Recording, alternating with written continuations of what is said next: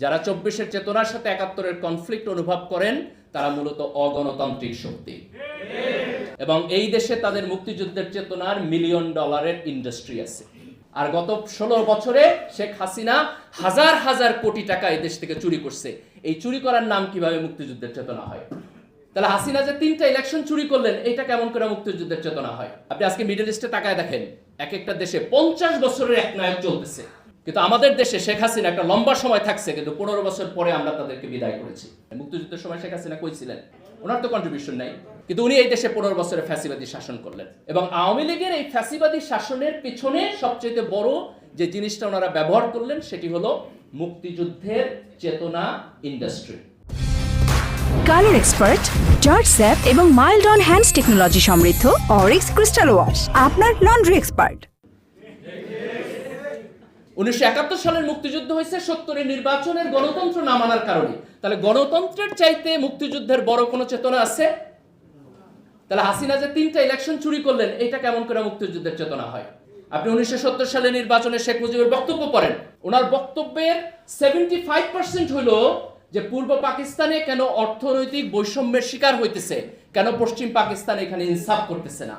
আর গত ১৬ বছরে শেখ হাসিনা হাজার হাজার কোটি টাকা এই দেশ থেকে চুরি করছে। এই চুরি করার নাম কিভাবে মুক্তিযুদ্ধের চেতনা হয়? যদি দেশের টাকা চুরি করে বিদেশে পাঠানো মুক্তিযুদ্ধের চেতনা হয়, যদি গণতান্ত্রিক নির্বাচনকে করাপ্ট করে একটি একনায়কতান্ত্রিক সরকার ব্যবস্থা ডেভেলপ করা হচ্ছে মুক্তিযুদ্ধের চেতনা হয়, তাহলে সেই মুক্তিযুদ্ধের চেতনার আমার প্রয়োজন নেই। আমরা ২৪-এর এই বিপ্লবের মধ্য দিয়ে এই দেশের তরুণ প্রজন্ম যেটি অর্জন করেছে সেটি হলো যে ফ্যাসিবাদ এই দেশে টিকবে না। আমাদের গর্ব করা উচিত। আপনি আজকে মিডল ইস্টে তাকায় দেখেন, এক একটা দেশে ৫০ বছরের এক নায়ক চলতেছে, কিন্তু আমাদের দেশে শেখ হাসিনা একটা লম্বা সময় থাকছে, কিন্তু ১৫ বছর পরে আমরা তাদেরকে বিদায় করেছি। তারা থাকতে পারে নাই। আমরা গণতান্ত্রিক সরকার ব্যবস্থায় প্রত্যাবর্তন করেছি এবং ইনশাআল্লাহ এই গণতন্ত্রকে আমরা সামনের দিকে এগিয়ে নিয়ে যাব।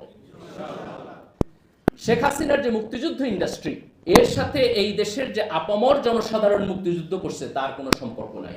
মুক্তিযুদ্ধের যে সত্যিকারের চেতনা তার কোনো সম্পর্ক নাই। মুক্তিযুদ্ধের চেতনা হলো আপনি সৎ থাকবেন, মুক্তিযুদ্ধের চেতনা হলো আপনি গণতন্ত্র মানবেন, মুক্তিযুদ্ধের চেতনা হলো আপনি সরকারে যাবেন কিন্তু ভোটে যদি হারেন ভদ্রলোকের মতো ক্ষমতা ছেড়ে দিবেন। মুক্তিযুদ্ধের চেতনা হলো আপনি আপনার সন্তানকে যখন বিশ্ববিদ্যালয়ে পাঠাবেন সেখানে নোংরা ছাত্র রাজনীতি থাকবে না, সিট পলিটিক্স থাকবে না, একজনকে আপনি শারীরিকভাবে নির্যাতন করতে পারবেন না, একজন ছাত্রকে আপনি বুলিং করতে পারবেন না। মুক্তিযুদ্ধের চেতনা হলো আমার সন্তান এই রকম এডুকেশন সিস্টেম পাবে যেন সে বিশ্বের গ্লোবাল মার্কেটে গিয়ে কম্পিটিশন করতে পারে।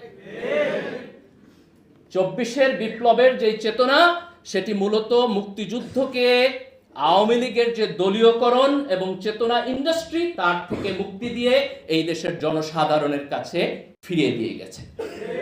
২৪ এবং ৭১-এর মধ্যে কোনো কনফ্লিক্ট নাই। যারা ২৪-এর চেতনার সাথে ৭১-এর কনফ্লিক্ট অনুভব করেন তারা মূলত অগণতান্ত্রিক শক্তি, তারা ফ্যাসিবাদী শক্তি, তারা মুক্তিযুদ্ধের চেতনা বিক্রি করতে চায় এবং এই দেশে তাদের মুক্তিযুদ্ধের চেতনার মিলিয়ন ডলারের ইন্ডাস্ট্রি আছে। এই ইন্ডাস্ট্রির প্রফিটে টান পড়ছে বলে তারা আজকে ২৪-এর চেতনার প্রতিবাদ করে। কিন্তু এই দেশের আপামর জনসাধারণ যারা ১৯৪৭ সালে ভারতের সাথে যাইতে চায় নাই, ১৯৭১ সালে যারা পাকিস্তানের সাথে থাকতে চায় নাই এবং ২০২৪ সালে যারা একটা ফ্যাসিবাদী সিস্টেমের মধ্যে থাকতে চায় নাই, এই সকল চেতনার মধ্যে কোনো কন্ট্রাডিকশন নাই, কোনো কনফ্লিক্ট নাই। আমরা একটি সুস্থ, সুন্দর, গণতান্ত্রিক, মানবিক এবং ইনসাফপূর্ণ